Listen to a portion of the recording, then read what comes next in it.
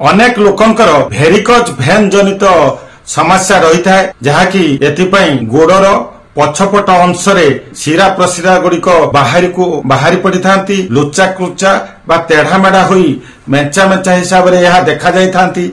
एथि सहित गोड़े जंत्रणा करवा निजको संपूर्ण भाव में अनिज फिल करवा भली स्वास्थ्य समस्या देखा देता है एवं एथि सहित रक्त संचालन बाधा सृष्टि होता है। एथिपाई आपण माने होमियोपैथिक ड्रप को व्यवहार करि पारंती जहाँकि ADL 44 जोटा कि भेनोर 20 ड्रप्स नाम रे आसे। यहाकू अध कप पानी रे 15 रु 20 ठोपा सकाळु दीपहरे संध्या खाइबा पूर्वरु नियमित भाव में सेवन करंतु। देखिबे धीरे धीरे आपणकर रक्त संचालन वृद्धि होबा सह जंत्रणा कमिबा एवं भेरिकज भेन समस्या धीरे धीरे समाधान हेबारे लागि। यह बहुत फलप्रद एवं इफेक्टिव मेडिसिन।